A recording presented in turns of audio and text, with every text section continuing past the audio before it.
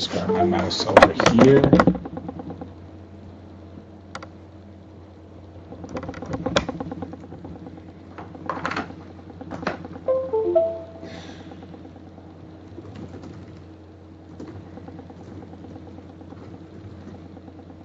So my name is Jared Dunn. I'm a crypto enthusiast and blockchain expert, like I mentioned in my intro video. We're just having issues with my project manager being able to connect.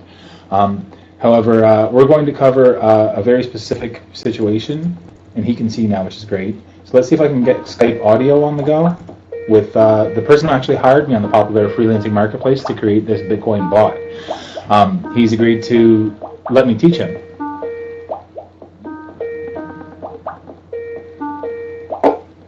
Hello, Hannah.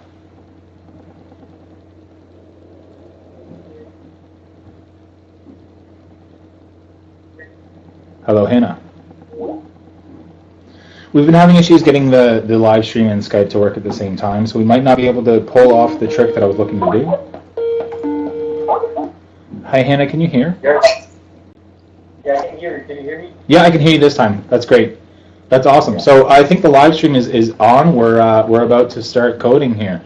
How was your day today, Hannah?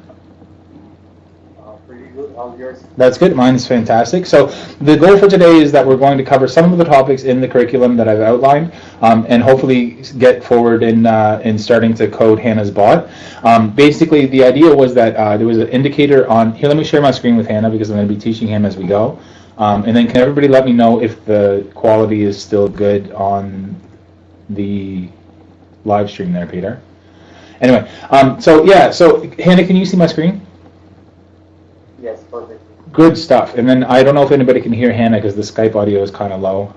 Either way, it'll still work for the purposes of the video. So I guess to start, what we're going to do then is we're going to go over setting up the environment. And the first thing that I wanted to talk about, Hannah, I didn't send you this overview, and I don't know if you have access to it. Let me just send it to you now so you have the overview.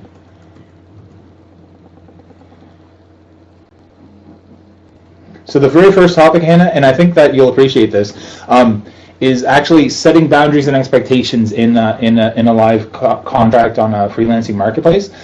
Because we did a fair bit of talking on the freelancing marketplace about how to accomplish the bot and whether or not it's going to be as profitable as the indicator on TradingView. So let me actually just pull up the indicator on TradingView and show everybody how profitable it should be on XBT inside of BitMex. And this is really cool because I get to teach the room, and I think there's actually different people in the room right now. If they want to say hi, that'd be great. And I also get to teach Hannah how to code these bots. We're going to do it first in Python, and then we're going to do it again in Node. So we're going to accomplish the same thing, the same kind of front-end interface using Django as well as Express.js, as well as the basic interaction of the bot with BitMex. So if I was to open the full feature chart here on TradingView, I think the stream died. I wonder if people can still hear me.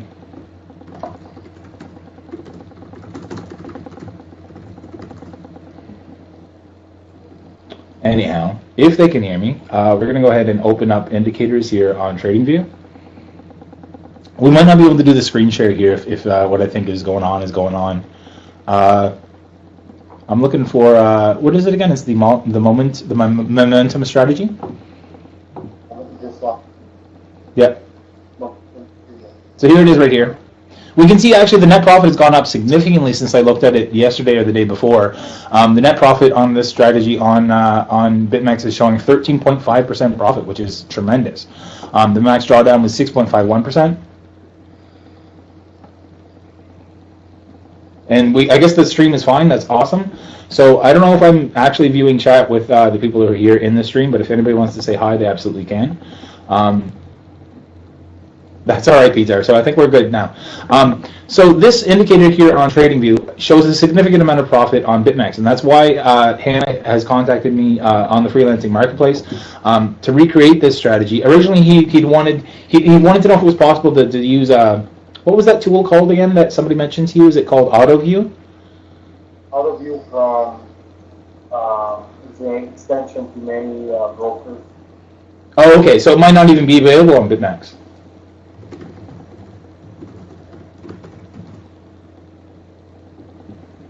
Oh, I guess yeah, it is. Yeah, it says that it is. So I guess that is one possibility. I just think it's going to be faster to code the exact same strategy inside of Python or Node and communicate with the BitMex API directly. So if I was to look at the source code here, we'll see that the strategy overlays the trading view. You see here that it's got entries and exits that are painted onto the chart. So that's the first line of code. The second line of code is that the length is going to be 12 inputs, which is just 12 candles. So on the minutely, are we on minutely here? Minutely. So it might be different results here now that we're on minutely. How do I get out of either way? We do know that the entries and exits. Go ahead. Go ahead. Strategy tester, besides the fine editor, you can see the results for the minute. Oh, a strategy tester, right. There we go. So yeah, we're down to 1.3.4% net profit, but remember that's over a shorter time frame because now the minutely resolution is showing us less time. It's only showing us actually a few hours here on the chart. I think if I scroll out, it'll probably update this. I'm not exactly sure how to use TradingView. Either way, what we're looking for is where am I? Strategy tester, Pine editor. Now, I guess we could go back to talking about the first point in the curriculum, which again was defining a clear and concise. What did I call it exactly? A clear and concise boundaries and expectations. So when Hannah contacted me to convert this TradingView code into a bot that will work on BitMex, we discussed at length. I guess if you remember, the fact that I'm not exactly sure if we can absolutely replicate this strategy with the same profit or even be profitable at all, which is actually a whole other point in the curriculum. Is that we'll visit later, is that the goal of creating this bot isn't really to be profitable, it's just to see what we can do with the bot. So Hannah and I talked at length about the fact that there's certain barriers that might interfere with the ability to replicate this bot. So for instance, one of the ones that I could think of without knowing for true whether it's true or not, and we're actually going to test this later when we're implementing the bot in Python and Node, but one thing that I can think of is that the bot might not react as fast as TradingView's servers react. So for instance, if we get the information even a couple of seconds after TradingView gets the information and after all these other bots that are already executing on this strategy get the information, then we might see that the opportunity gets lost. Because if other bots are coded with the same strategy and they're taking up the limit orders before we're able to execute our limit orders, that means that the strategy, the indicated net profit that the TradingView sees will be lost on us. So after we agreed to continue and see if if we could test this, so in the confines of the contract that we agreed to, it says that we're only going to move forward if we test in Python and Node and using different libraries, whether or not we can see how long it takes for the minutely candles to hit after the minute, like after the 00 mark of the seconds on the minute, how long they take to hit each variation of what we're trying to do with the libraries and with the API connections, to see if it's even feasible, to see if there's anything like a 20 or 30 second delay. It's probably not feasible to code the bot, and we could just call it quits there. But I think it'll work out. I could be completely wrong. There could be other barriers. There could be things that I'm not thinking of that'll get in the way of us executing on time.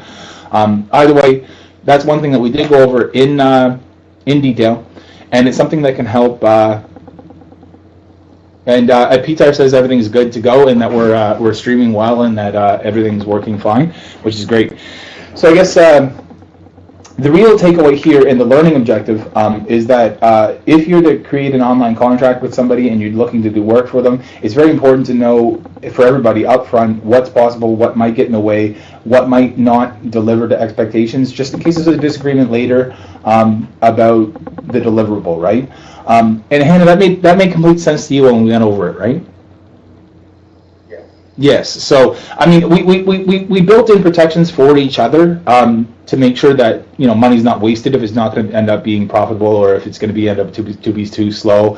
We don't know yet until we actually start coding, which we'll start here in a few minutes or tomorrow.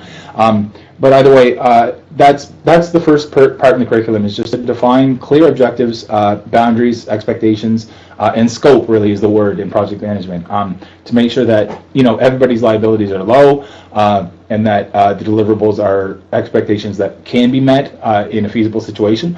And I mean, I've been burned. I've known people who have been burned on the hiring side. I've been burned on the hiring side on freelancing marketplaces where the expectations were not set. So for instance, one time, maybe 10, 15 years ago, I hired somebody on the same freelancing marketplace when it had a different name to make Craigslist posts for me. So I had something, I forget what it was, I wanted to market across Craigslist, across different areas. I shouldn't say Craigslist, a barter site or whatever.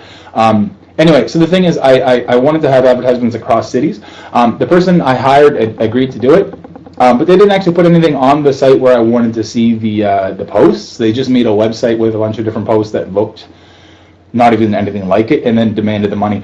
And then what they said is, in their country, it's illegal to disagree on a contract after it's been signed, blah blah blah, which it is in most places. But really, what the issue was that the expectations were not clear. And I didn't get what I wanted to pay for, so I didn't end up paying him. And then he tried to extort me out of the money, actually. It was a really sad situation and kind of turned me off of hiring people online for a while. Hannah, do you have much experience hiring people online? Well, I think you can see my profile. Yeah, no, I did. I think you have some reviews, correct?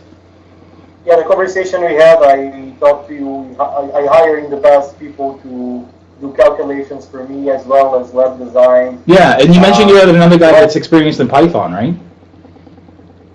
Yes, I worked with the programmer before, but this was something like I knew him before, right? And then I decided to hire him for work.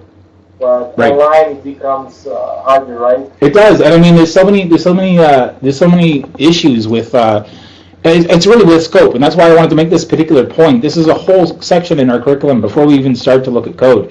And I'm sorry I jumped into the Pine editor there real quick. I was going to go over the requirements. But really, it's very important, and I think you'll agree with me, and I think anybody that's worked online or hired online will agree with me that scope is very important to get up front, to get exact, and to make sure that there's again follow plans in case something doesn't work out. So again, what we agreed to was that it might not perform, it might not execute quickly.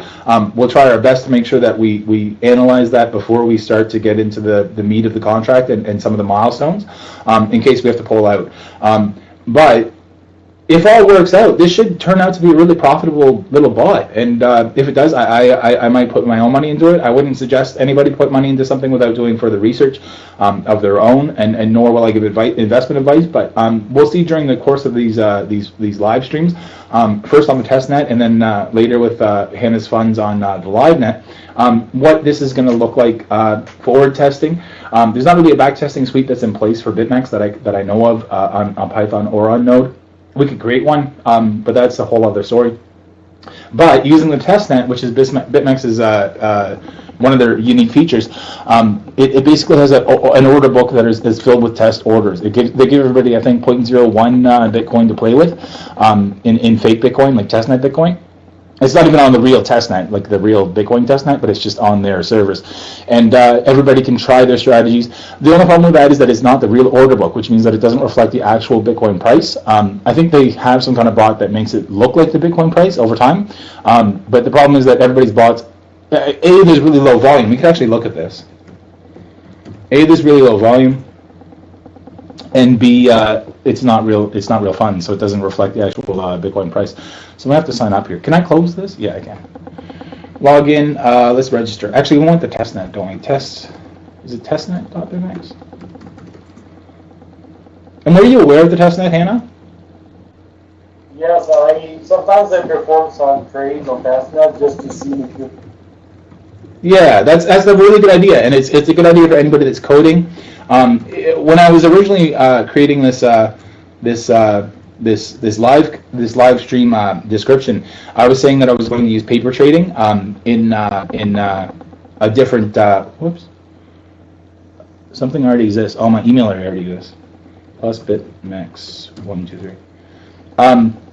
Yeah, so I was going to use a Gecko suite for Node, which is a Bitcoin trading suite that works on other exchanges, and it also has a paper trading aspect as well as a backtesting aspect that we could have used to simulate the funds. Now that's not really accurate because it's called the observer effect. It means that if you're observing something, just interacting with it will change it, which is true for Forex and crypto and stocks and stuff. You can't really pretend to make a trade without knowing that if you would have made the trade, it would have affected the books, it would have made an actual trade, it would have affected all the other bots that are out there watching the books. So really, the only way to test this accurately, and I think Hannah knows this, is to first get it working on the testnet as we expected, and then actually throw live funds at it, which we plan on doing. So here I have to accept BitMex's email. But I'll show you exactly what I mean. And I think this almost wraps it up for our first part in the curriculum. Now, I don't know, Hannah, if you took a look at Live EDU where we're doing the live streams, but basically, it all revolves around making sure that we have small packageable sessions within the project. So the project, like everybody knows, if they watch my intro video, the project is going to be today for 2 hours until about an hour and 40 minutes from now. And then tomorrow, and then the next day at the same time for 2 hours. And Hannah's going to be here, I think, through all of that. Is that correct? Yeah, that's great. Awesome. So I mean, we will dive into the code here. We will learn. We will ask Hannah ask me as many questions as he wants to during the process, just because I think it'll help intrigue listeners, and it'll help also help build Hannah's own skill set in coding using Python and Node.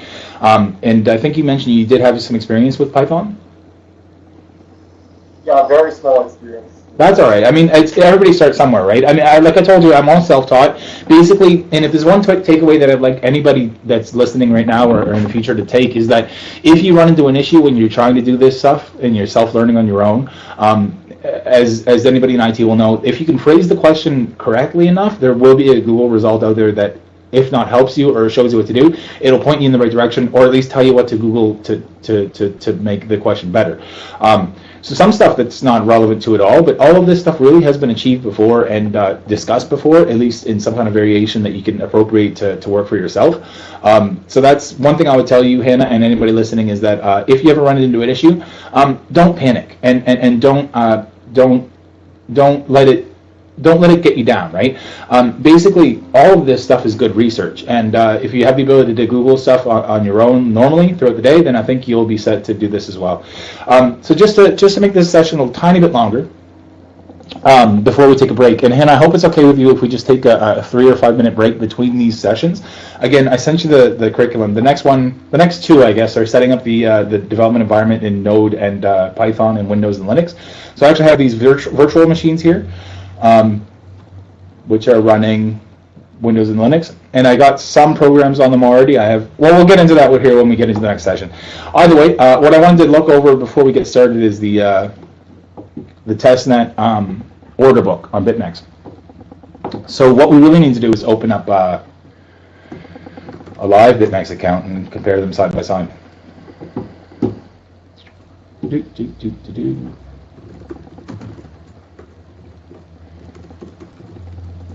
I'm not going to remember that.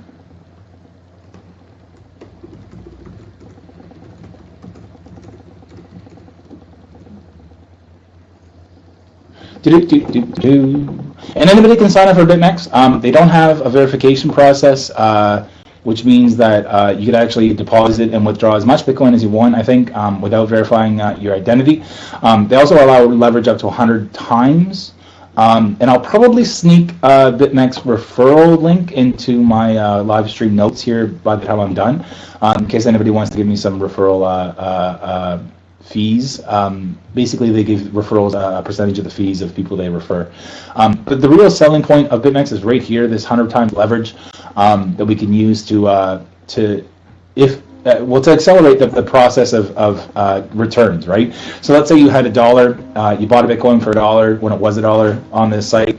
It would actually BitMex and the lenders there would give you the other $99, the other $100, which amplifies your earnings. So once you get past the fees, which are about 30%, I think, except for on Bitcoin where they're actually negative if you're the maker. So they'll give you a rebate if you're the maker on trades on the LiveNet here on Bitcoin US dollar perpetual index or whatever it's called. Yeah. So the 100 times means that if it goes a percent up, that means that your earnings will be amplified 100 times, and you'll actually get 100 times percent back once you pay off the fees, if there are any on your trade, which is the real selling feature. A lot of people don't really like trading with 100 times leverage. They'll prefer 5 times or 10 times, which is still more than you get on most of the other popular exchanges. This is one of the reasons that BitMex has some of the highest volume out of any Bitcoin exchange. So if you look at it on CoinMarketCap, I think it for some reason disparages against BitMex because they're either no fee on Bitcoin US dollar or because of the 100 times leverage. But anyway, you can actually see right here on the LiveNet, we have $2.7 million worth of an order book here against it going up. And the reason I wanted to bring that up is because that's a huge amount of volume for any exchange, but that's why we see it here on BitMex, and that's why BitMex usually makes the price as well among all these other exchanges. There's other interesting things here about BitMex you should probably know. In the graph here, which is actually provided by TradingView. Oh, did I lose you? No.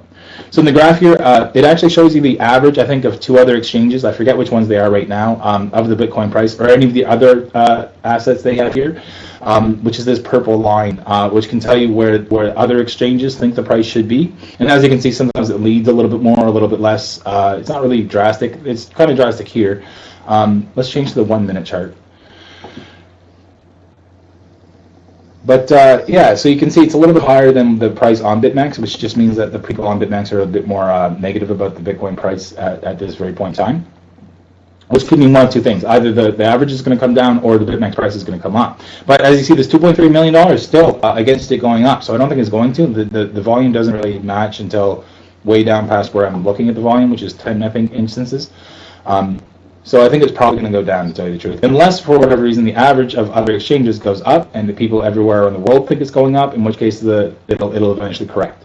Either way, that's basics about BitMex. Let's take a look at the testnet here. So you see on the testnet, the volume is super, super small compared to the LiveNet. Even though the price is about the same, the volume is not really there. And that's because the volume is only made out of people that are on the testnet with testnet funds.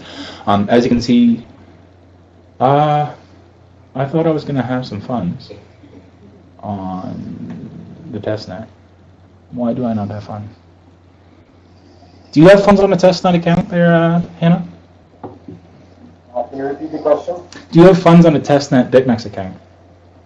Yes, I do. I think I have just a small fund. Let me see. That's okay. If you do, that'd be great, because apparently they didn't want to give me some testnet funds here for whatever reason, which we'll need in the future. So I mean, it's really easy. We just make an API key, and when we're ready to dive into the code, I'll use your API key for your testnet, and then of course I'll use your API key for your LiveNet. And of course I don't need withdrawal abilities on that API key. And I think BitMex does let you set. Yeah, it does let you set the withdraw flag, but I don't need that for the. And it's very dangerous to give anyone your withdrawal keys for any exchange. Mind you, it's dangerous on most exchanges to give out your order keys too, because people could go ahead and write a bot that surreptitiously acts on low volume coins and puts a lot of your money at stake against orders that it fills on a different bot in their advantage. So always be careful when you're trying to trust people with your keys. I think Hannah and I have a good thing going, and I think that he knows that it's in my benefit, obviously, to make sure that I don't take his money, and it's also probably in his benefit to make sure that he doesn't give me all of his money in one account too, which is the benefit of BitMex, because you can have as many accounts as you want. I think that about covers it for the first point. We're nearly up to 30 minutes now, which means we're going to take a 3 to 5 minute break. Hannah, is that fine with you? Yeah. Okay, so I will leave this. Actually, I think I have to open these in a certain order. So I'm going to kill the Skype call, kill the streaming, and we'll be back. And when we come back, we're going to cover setting up the node environment in Windows, which is a virtual machine I have. And to recap what we just talked about, a whole bunch of different stuff. Basically, how BitMex works, how the testnet works, why I don't have funds in the testnet, I'm not sure. We covered basically how to make sure that your expectations and your boundaries and your scope is set before you start work, to avoid wasting anybody's time. Is the real benefit. And I see we have some new people joining the room, so if you guys want to say hi, that'd be great, and we will talk to you. Otherwise, I will be back, and Hannah will be back, and we'll be here in about 3 to 5 minutes to continue. See you, Hannah.